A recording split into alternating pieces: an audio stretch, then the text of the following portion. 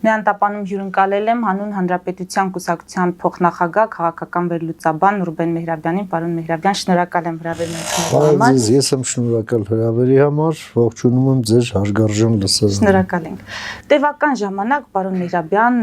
նաև ձեզ հետ մեր հարցազրույցներում խոսել ենք երկրի դեմ տարվող հիբրիդային պատերազմից եւ դրա դեմ առնելու միջոցներից։ Հիմա փորձենք հասկանալ, ինչպես է գործող իշխանությունը պայքարում այս հիբրիդային պատերազմի դեմ։ Եվ արդյոք Նիկոլ Փաշինյանը երբ հայտարարում է, որ եթե իրենց ուժընտրություններում չհաղթի, սեպտեմբերին լինելու է պատերազմ, սա չի նշանակում դառնալ այդ հիբրիդային պատերազմի մասնակից սեփական ժողովրդի դեմ։ Ոչ, չի նշանակում, միանշանակորեն չի նշանակում։ Սա նշանակում է ուղղակի վերհանում այն ամենի, թե ինչ է ասվում շատ կոնկրետ քաղաքական ուժերի կողմից։ Եվ ինչ է ասվում։ Ըստ էության 3 քաղաքական ուժեր այսօր, որ հայտ են ներկայացրել ընտրական process-ին մասնակցության, տանում են գործունեություն ուղղված տարածաշրջանային խաղաղության դեմ,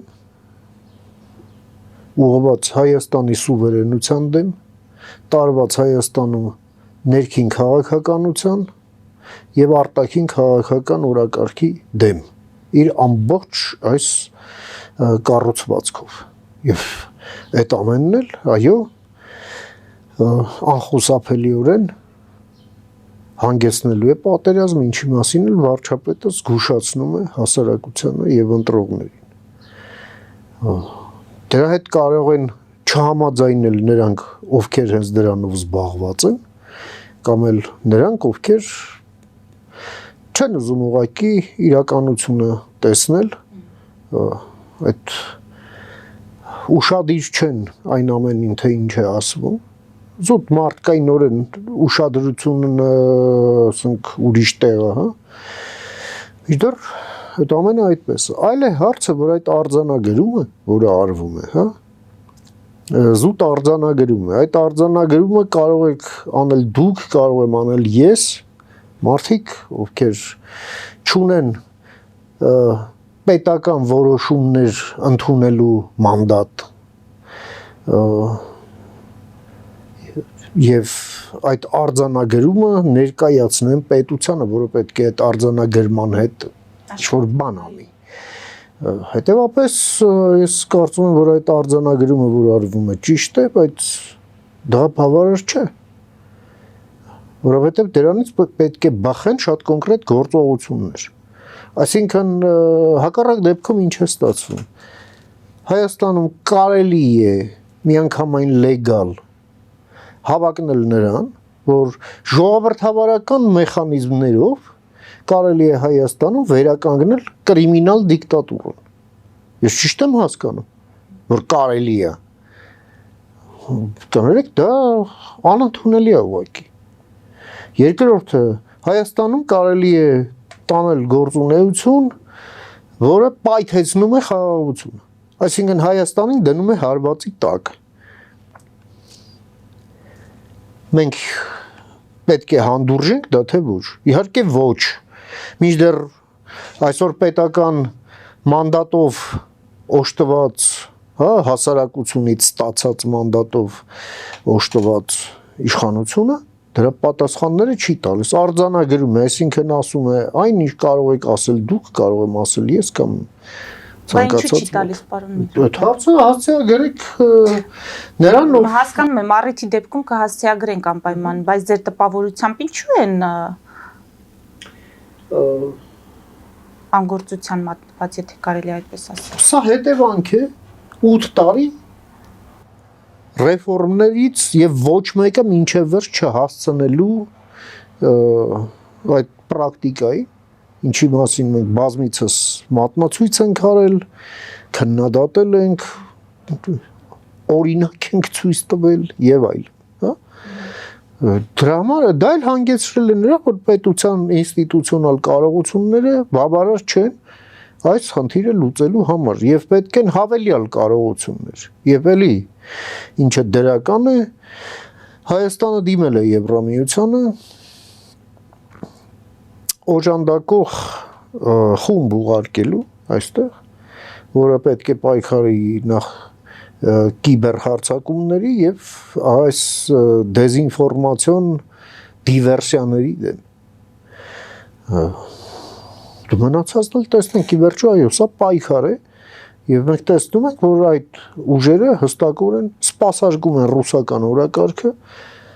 Դա ոչ թե այս մարդկանց մտահղացումն է, դա ռուսական օրակարգ է, որը այս մարդիկ իրականացնում են նաեւ շահառու լինելով այս օրակարգի հնարավոր հաջողության, հա։ Դες քեզ ամենն էլ նշանակում է, որ այո պետք է նման քաղաքական ուժերը, որոնցից մեկի վրա $200 միլիոն ուրեմն վարույթ կա, հա, ապօրինի գույքի։ Ի վերջո իդեպ նաև ասեմ, որ պետությունը չի մտածել, հա, դրա շուրջ եւ ապօրինի գույք հայտնաբերելու հետևանքների ցանկում, օրինակ դրանցից մեկը գույքի բռնագրավումն է։ Չի ներառել այն, որ եթե X անձի մոտ կա ապօրինի գույք, իսկ այդ անձը պաշտոն է զբաղեցրել, կապ չունի ընտրովի թե նշանակովի, հա։ Եթե կա ապօրինի գույք, այդ մարդը պետք է ուրեմն ցմա, զրկվի որևէ պաշտոն զբաղեցնելու իրավունքից եւ որևէ ընտրություններին մասնակցելու, քաղաքականությամբ զբաղվելու, որևէ կուսակցության անդամակցելու իրավունքից ցմահ, հասկանում եք, որովհետեւ դա նշանակում է նրան տալ լեգալ հնարավորություն տեսական,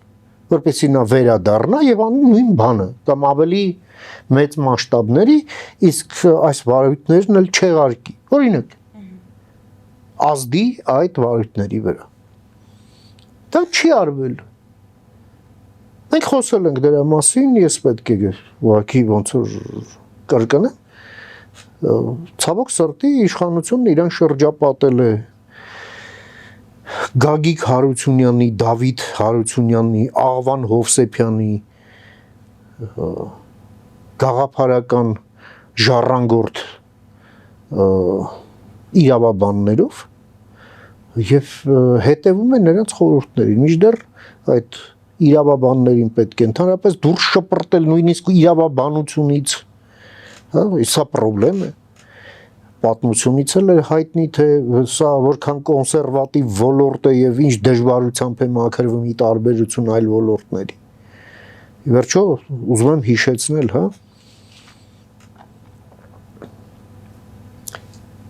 45 թվականին, երբ նացիստական Գերմանիան կործանվեց եւ ժողովրդավարական կարգեր սկսեցին այնտեղ ձևավորվել, միայն 1961 թվականին էր առաջին անգամ, որ Արևմտյան Գերմանիայի արդարադատության համակարգը ընդունակ դարձավ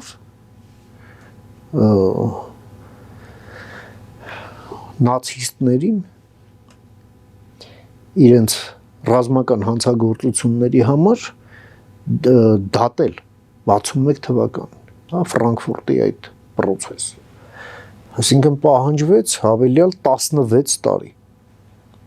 Այլ այնտեղ ամերիկյան զորքեր էին, նացիստներին կախում էին եւ այլն։ Հայաստանում այո, սա դժվարություն է, բայց ուղղակի ես արդեն համոզմունք ունեմ, որ իշխանությունը մինչև վերջ չի գիտակցում այս ամենի խորությունը եւ վտանգավորությունը։ Ես էլ չեմ ասում, չեն ձևավորվել իրավաբանների այն շրջանակները, ովքեր ոչ միայն հասկանում են այս ամենը, այլև պատրաստ են լծվել այս գերապականված ոլորտը մաքրելու համար։ Հա, Աղվան Հովսեփյանի մուսռներից մաքրելու համար։ Եկեք չվիրավորենք։ Չներողություն։ Չենք վիրավորում, սա իրավիճակի բնորոշումն է։ Սա խնդրեմ է, որը պետությունը պետք է լուծի ունենալով իր իրավաբանները, ովքեր այս խնդրեմը հասկանում են եւ խնդրեմը լուծման տանելու այսպես երանգ պատրաստ են ներդնել։ Կան առանձին իրավաբաններ, որոնք այս ամենը հասկանում են, բայց դեռ, ասենք, այս ամենը դեռ ստրուկտուրիզացված չէ։ Պարոն Մեհրաբյան, ասացիք պատերազմի եւ խաղաղության կուսակցությունների բաժանումը ընդամենը փաստի արձանագրում է, որ անում է Նիկոլ Փաշինյանը։ Հիմա բայց Փաշինյանը ասում է, բացի քաղաքացիական պայմանագրից, մնացած բոլորն են պատերազմի կուսակցություններ, որովհետեւ միայն մենք ենք, որ չենք խոսում 29743 կիլոմետրից ավելի մեծ տարածքների մասին, անկախության հռչակագրին պատրաստ ենք հղում չանել սահմանադրության նոր տեքստում։ Համաձայն չեմ։ Այս բաժանումը այդ դեպքում կատեգորիկ կերպով համաձայն չեմ։ Համաձայն լինելով պատերազմի կուսակցության այդ բնորոշումներին, սահմանումներին, կատեգորիկ համաձայն չեմ խաղաղության կուսակցության այս պատկերացման հետ, որովհետև ոչ միայն քաղաքացիական պայմանագիրն է, որ այս սկզբունքներին հավատարիմ է եւ այս սկզբունքներով առաջնորդվելու, այսպես ասենք, քաղաքական ուղենիշ է որդեգրել։ Մեկը մեր կուսակցությունը, որը նույնությամբ շատ հարցերում, հա, այս դիրքերից է հանդես գալիս, ավելին մենք ասել ենք եւ ասում ենք, որ մենք այս հարցում իշխանության հետ բանավեճ չունենք։ Մենք բանավեճ ունենք իշխանության հետ նրա վերաբերյալ, թե ինչ խորությամբ է դա արվում, ինչ որակով է դա արվում եւ ինչ տեմպով է դա արվում։ Խոսքը ռեֆորմների մասին է, խոսքը համապարփակության մասին է։ Ի վերջո եկեք ֆիքսենք, հա։ Պատերազմի կուսակցության հետևում կանգնած է Ռուսաստանը։ Խաղաղությունը պաշտպանելու համար նախ այս խաղաղությունը պետք է պաշտպանել Ռուսաստանից։ Եկեք սա մեկ ընդմիշտ ֆիքսենք։ Դա արվում է իշխանության կողմից, ոչ չի արվում։ Ռուսական այս աննորմալ ծավալների ներկայությունը Հայաստանում, որ դեռ իներցիայով պահպանվում է, դա համակարգային թույն է հայկական պետականության համար։ Եվ այդ ներկայությունը, այո, պետք է կրճատվի, ընդ որում շատ արագ ձևով։ Այդ թվում նաև ռազմաբազան Էրեբունու, Գյումրիի 102-րդ արագ տեմպերով էս ռուսական այս սահմանապահ ներկայությունը պետք է Հայաստանում ուղղակի լիկվիդացվի։ Իսկ Ազատության պողոտայի վրա գտնվող այդ ահռելի գեղեցիկ շենքը պետք է հետ վերցվի եւ վերադարձվի Հայաստանի Հանրապետությանը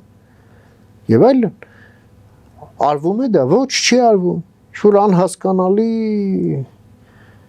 քաղաքականություն, որը անհասկանալիորեն կոչվում է բալանսավորում։ Ինչն է ինչին բալանսավորում, ինչ եւ ինչի համար, պարզ չի։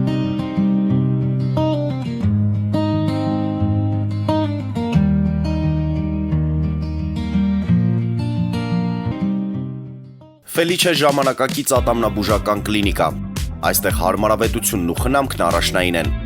Այստեղ կիրառվում են ատամնաբուժական ամենաժամանակակից տեխնոլոգիաներ, ճշգրիտ ախտորոշում, արդյունավետ բուժում, նուրբ փորձառություն եւ անհատական մոտեցում։ Սկսած սովորական մանրուքներից մինչև առաջադեմ ընթացակարգեր, այստեղ դուք գտնվում եք բարձր որակավորում ունեցող եւ փորձառու ատամնաբուժական մասնագետների ձեռքերում։ Մեր բարեկամական եւ հյուրընկալ անձնակազմն այստեղ է յուրաքանչյուր այցը հաճելի դարձնելու համար։ Ֆելիչե, ձեր առողջ եւ ամենաերջանիկ շպիտը սկսվում է այստեղից։ Եկեք եւ բացահայտեք նորարարության փորձագիտության եւ կարեկցանքի կատարյալ համադրությունը։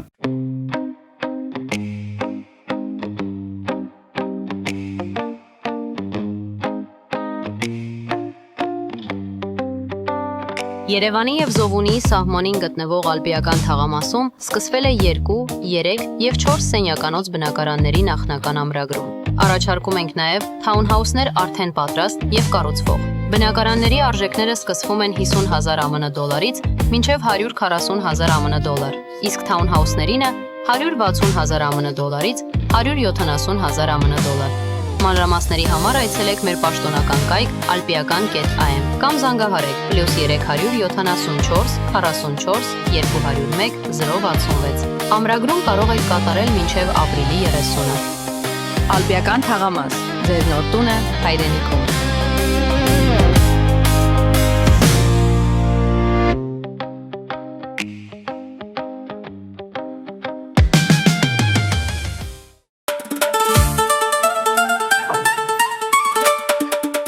Երևանն եք ուղարկում։ Օթանավով։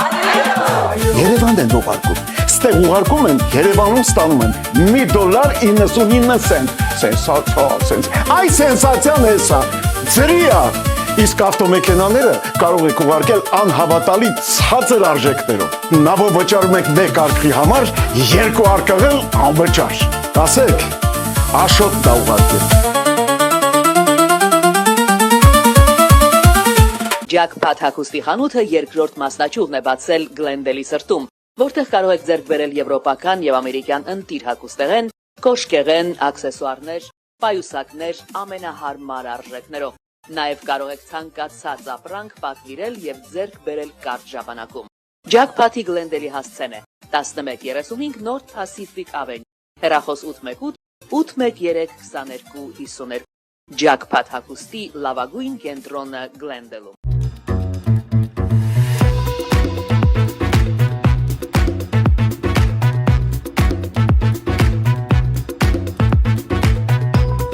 Արարատ ռեստորան, ընտանեկան եւ ընկերական ժամանցի լավագույն հասցե, սիրված արտիստներ, հյուրընկալ մթնոլորտ, հարուստ ճաշացան, անմահական խորտիկներ, Արարատ ռեստորան, հասցեն անփոփոխ, սիրով սպասում ենք ձեզ։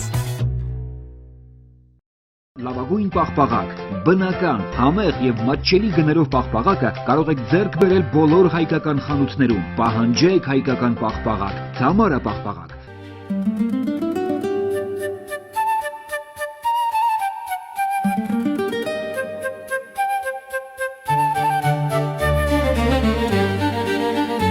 Նոյան տապան տպարան, Նոյան տապան հրատարակչություն, շարվածքից մինչև տպագրում, զանգահարեք, գրեք, այցելեք, միասին պատրաստենք ձեր գիրքը, ամսագիրը կամ թերթը, որտեղ նշվելու է, տպագրված է Նոյան տապանում։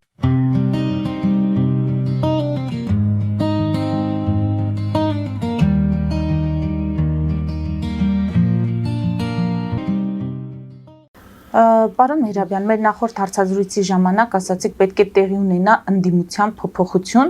Հիմա ինձ հետաքրքիր է միայն ձեր քաղաքական ուժը չի այդպիսի տեսլական տեսնում, այլ նաև այլ քաղաքական ուժեր կան դաշտում։ Ինձ նախ հետաքրքիր է արդյոք ընդդիմության փոփոխություն տեսնող ուժերի հետ կա քննարկում համագործակցության հեռանկար թե ոչ։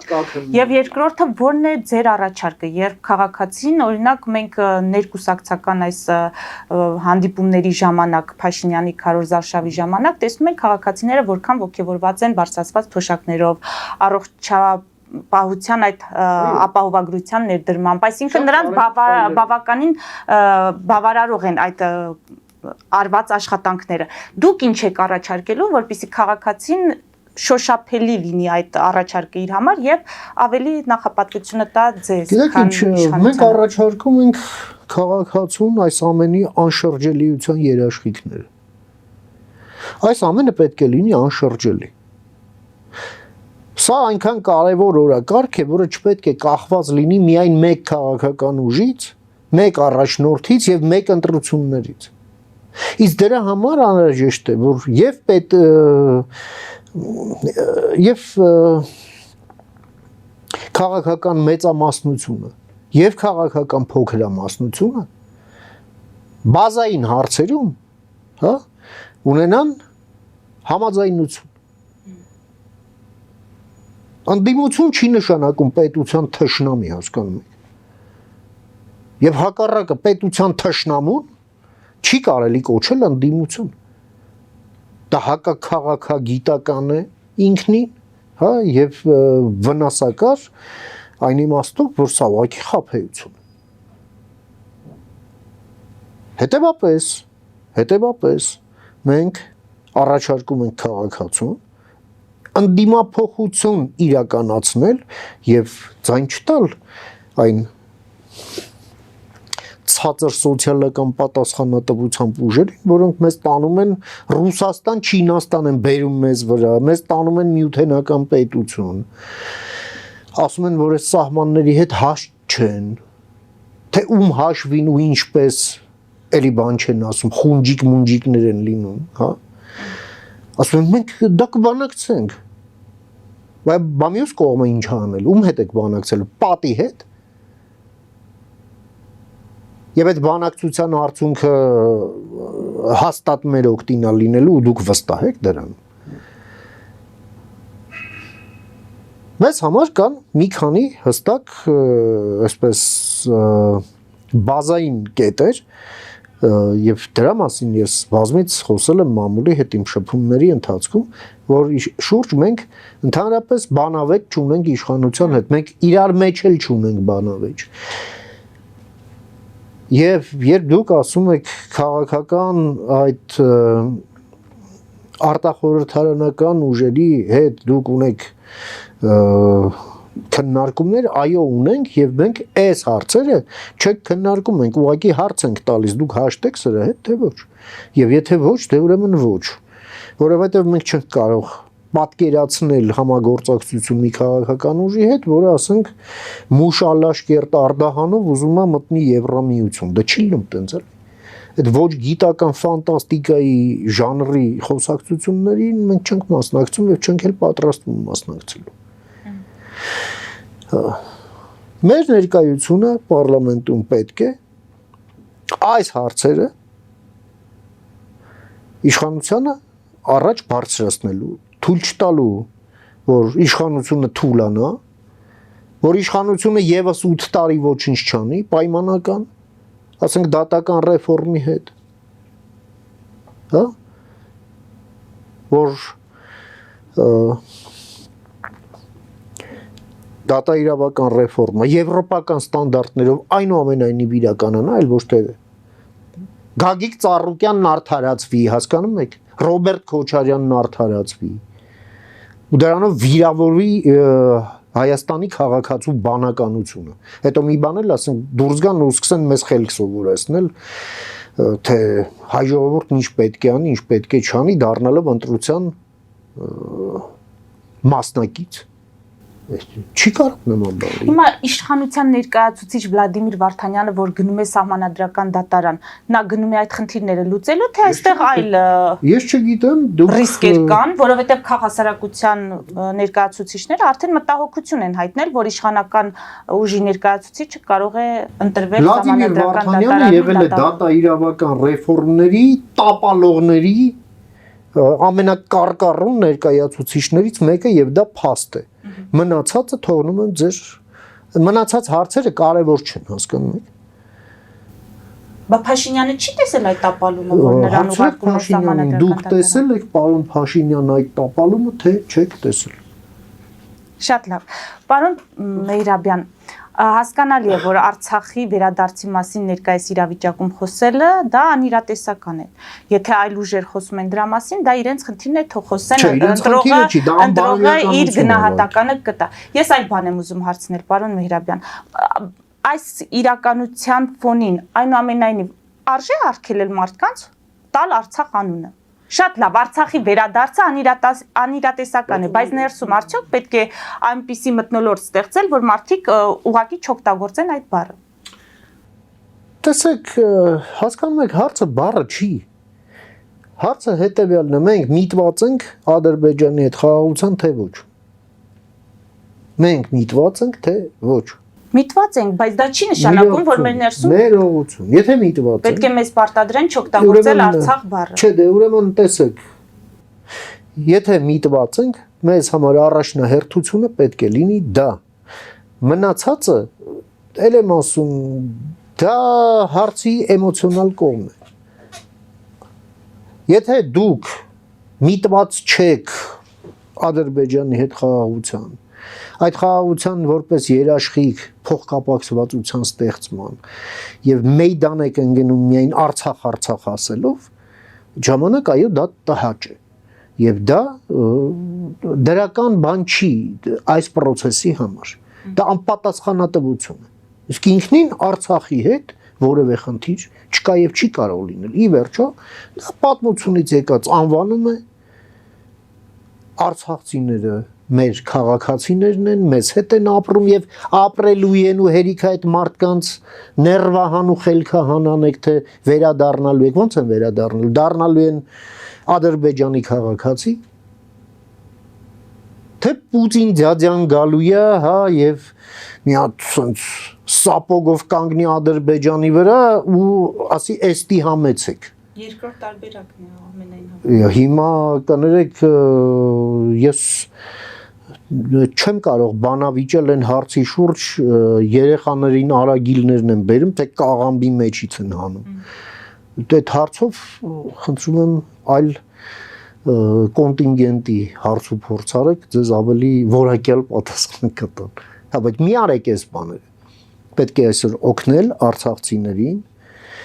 որքան հնարավոր է շուտ առանց բյուրոկրատական քաշքշուկների մենա ինձ օրինակ գրում են որ ինչ անենք մենք դուրս ենք եկել այնտեղից ինչ փաստաթղթեր էլ չունենք մեզանից պահանջում են Հայաստանի քաղաքացիություն ստանալու համար ինչ թղթեր չի բավարարում բայց այսպես ֆորմալիստական մոտեցումը չունեմ ես ասում եմ կորել այնտեղա մնացել եւ այլն հազարումի սենց հարցեր այդ մարդկանց արագ այդ քաղաքացիությունը տվեք եւ լուծեք բնակարանային հարցը եւ մի անվանեք փախածներ այդ մարդկանց պետք չի վիրավորել որովհետեւ եթե այդ մարդկանց մենք ասում ենք կոնկրետ հա այդ բնակչին ասում ենք փախածներ այո եղել են այնտեղ փախածներ այո եղել են բայց Արցախցուն կոչել փախած այնտեղից դա նշանակում է արդարացնել այն ամենը ինչ տեղի ունեցավ 23 թվականին եւ նաեւ պարզաջրել Պուտինին որի երեսից եղավ այս ամենը որը սա անում էր հատուկ մի բանի համար Ադրբեջանով դեպի հարավ իր համար ճանապարհ բացելու համար եւ դա գինն էր որը պետք է վճարվեր Ռուսաստանի կողմից Ադրբեջանին եկեք ամեն ինչը ոնց որ չափ ու ձևի մեջ տեսնենք էլի հիմա էլ ասում են թե Հայաստանի իշխանությունները Ռուսաստանի հետ էս չարեցին, բա 16 թվականին ինչ էր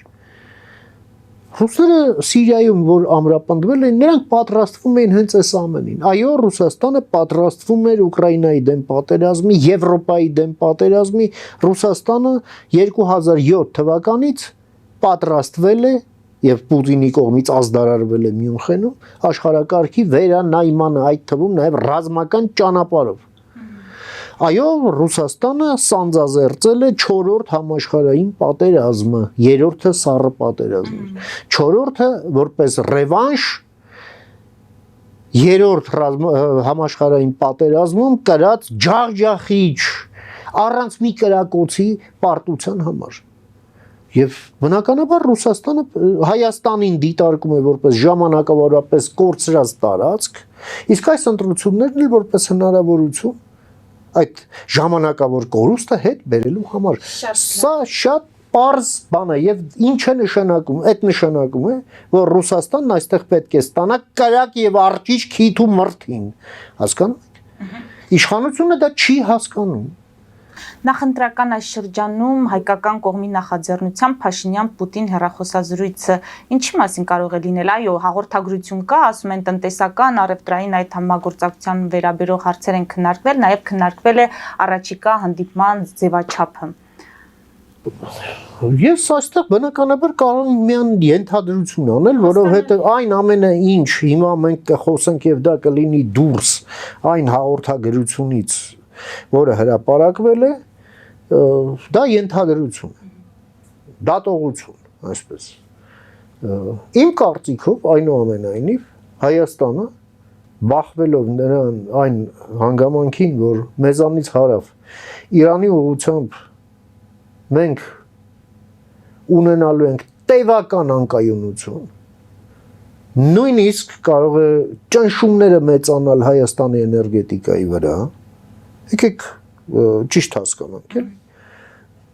Հայաստանի օր առաջ պետք է վերականգնել երկաթուղիները, որը ռուսական պետությունը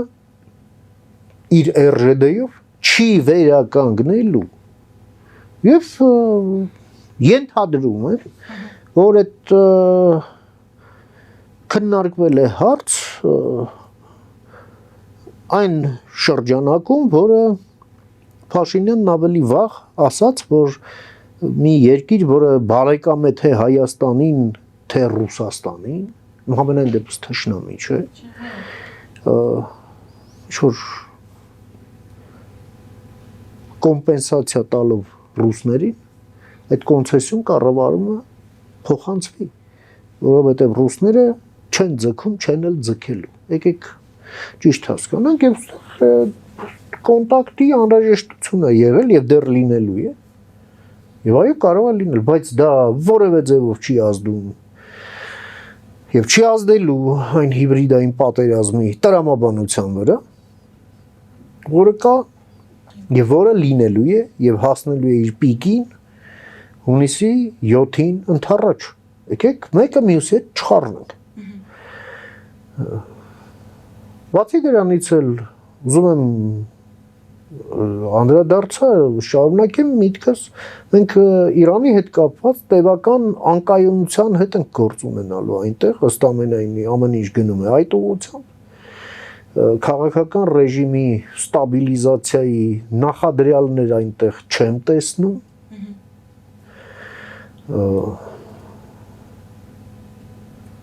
Մենք տեսնում ենք արդեն ենթակառուցվածքների ավերում, գուցե դա նաև հանգեցնի փախստականների հոսքի։ Դրա հավանականությունը ես տեսնում եմ որպես 50%-ից բարձր։ Իսկ դա մեծ ռիսկ է ոչ միայն Հայաստանի, այլև մեր ոչ տարածաշրջանի կայունության համար։ Մենք պետք է այս բաները հաշվենք։ Ամփոփելով, պարոն Մեհրաբյան, մեր հարցազրույցը, Փաշինյանը արդյոք անլրջացնում է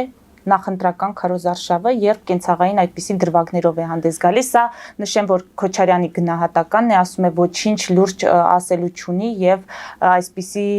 անլուրջ բաներով է զբաղված եւ փորձում է գործընթացը անլրջացնել։ Մյուս կողմից մի շատ հետաքրքիր հանգամանք ենք նկատել, որ Քոչարյանի ուժերի Քոչարյանի ուժի ներկայացուցիչները եւ Սերժ Սարգսյանի ուժի ներկայացուցիչները վերջին շրջանում շատ սուր հերակա բանավեճի մեջ են, միմյանց հասցեին շատ սուր մեղադրանքներ են հնչեցնում։ Ինձ հետաքրքիր է երկու հարցի հետ կապված նաեւ ձեր դիտարկումները։ Դա իհարկե գնահատականի հարց է, անլրջանում է, չի անլրջանում։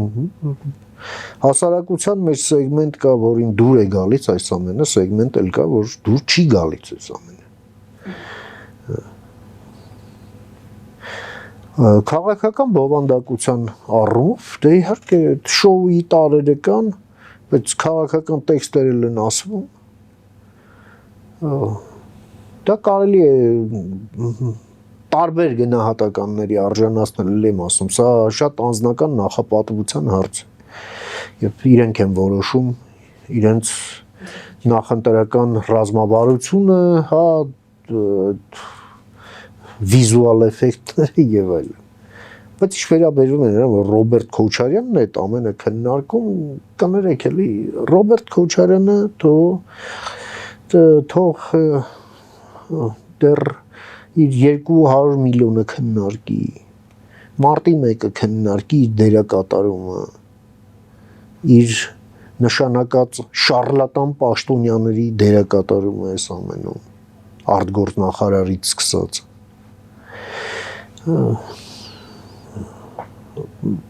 Քոչարյանն այն մարդը չի, որ պիտի այդ բաները քննարկի, էլի հասկանում եք։ Չվերաբերում է երկրորդ մասին, որ իրար ինչ ասես ասում են։ Մեկ-մեկ ես չեմ հետևում դրան, բայց մեկ-մեկ այսպես լրահոսը թերթելիս հանդիպում եմ, ինձ մնում է միայն երկու կողմերին էլ հաջողություն մաղթել իրենց այդ եռանդուն պայքարում իրար դեմ եւ մաղթել նորանոր հաջողություններ։ Վիրավորվածության նշան է միմյանցից։ Երևի ըստ ամենայն։ Շնորհակալ եմ։ Մեծ դիտողներին հիշեցնեմ, որ զրուցում էի Հանուն Հանրապետության կուսակցության փոխնախագահ քաղաքական վերլուծաբան Նուրբեն Մեհրաբյանի հետ։ Մեր ուղիղ եթերները կարող եք դիտել Patreon-ում, նաև այդ հարթակում աջակցել էկրանին երևացող QR կոդով։